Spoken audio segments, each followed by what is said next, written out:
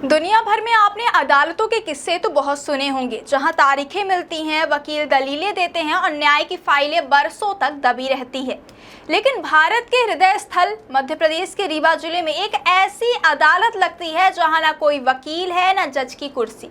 यहाँ फैसले कागजों पर नहीं, अटूट विश्वास पर होते हैं। यहाँ स्वयं बजरंगबली फरियादियों का न्याय करते हैं। देश भर में जिला अदालत, हाई कोर्ट और सुप्रीम कोर्ट का नाम सुनते ही कागजों के ढेर, लंबी बहसें, तारीख पर तारीख और फैसले का इंतजार आंखों के सामने आ जाता है। क्या लोकल केसिंग पाइप से बोरवेल में समस्या हो रही है? तो अपग्रेड कीजिए न्यूट्रॉन केसिंग पाइप। एक्स्ट्रा मजबूती, लंबे समय तक सुरक्षा के साथ। न्यूट्रॉन पाइप, बोरवेल की असली मजबूती। न्यूट्रॉन पाइप है जहां, खुशहाली है वहां। लेकिन रीवा में इन तीनों अदालतों का एक अनोखा ही रूप है। यहाँ भगवान हनुमान के तीनों मंदिरों को भक्त जिला अदालत, हाई कोर्ट और सुप्रीम कोर्ट मानते हैं।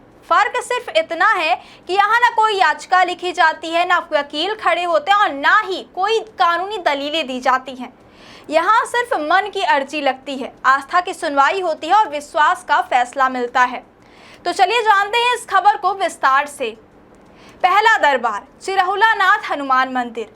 जिला अदालत रीवा का सबसे प्रसिद्ध और श्रद्धा का केंद्र माने जाने वाला चिरहुलानाथ हनुमान मंदिर भक्तों के बीच जिला अदालत के नाम से प्रसिद्ध है। यहाँ हर दिन लंबी कतारें लगती हैं, भक्त अपनी मनोकामनाएं लेकर आते हैं और पूरी श्रद्धा से हनुमान जी के चरणों में अर्जी लगाते हैं। मान्यता है कि अधिकांश भक्तों की मुराद यहीं पूरी हो जाती है और फैसला उनके पक्ष में हो जाता है। इसलिए लोग कहते हैं कि जब जिला अदालत में ही न्याय मिल जाए तो आगे अपील की जरूरत ही क्या। दूसरी सुनवाई होती है रामसागर हनुमान मंदिर में। हाई कोर्ट, यदि किसी भक्त को लगता है कि जिला अदालत चिरहुलानाथ में उनकी सुनवाई देरी हो रही है या उसे लगे कि उसकी मनोकामना अभी अधूरी है, तो वह निराश नहीं होता। तब भक्त अपनी अपील लेकर पहुंचता है रामसागर मंदिर। रामसागर हनुमान मंदिर, जिसे लोग हाई कोर्ट कहते हैं। अंतिम दरबार है खेमसागर हनुमान मंदिर, सुप्रीम कोर्ट। यह न्याय की अंतिम चौखट है। लोही गांव में स्थित खेमसागर हनुमान मंदिर को सुप्रीम कोर्ट कहा जाता है।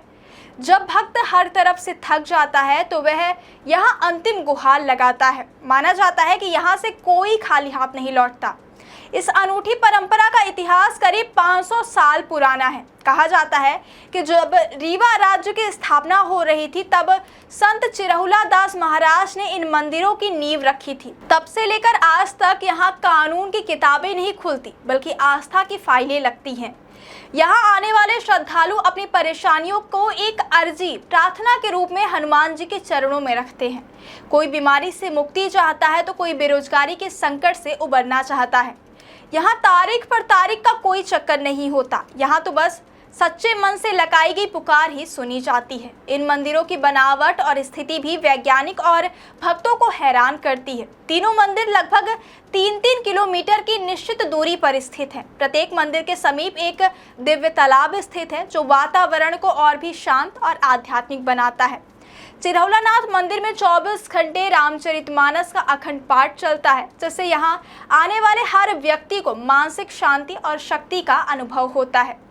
रीवा में आज हनुमान जयंती के अवसर पर इन मंदिरों की भव्यता और आस्था अपने चरम पर है।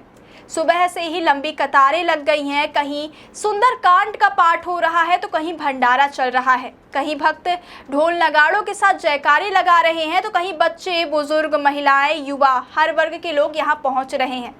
कोई अपनी पुरानी मन्नत पूरी होने पर प्रसाद चढ़ाता है तो कोई नई अर्जी लेकर आता है। इस दिन इन मंदिरों में सिर्फ पूजा नहीं होती, बल्कि विश्वास का महासागर उमड़ पड़ता है। रीवा में सचमुच आस्था अदालत बन जाती है, फरियाद पूजा बन जाती है और फैसला विश्वास देता है। इसलिए यहाँ आज भी लोग प्रेम से कहते हैं, जहाँ दुनिया की अदालतें थक जाती हैं, वहाँ हनुमान जी की अदालत लगती है।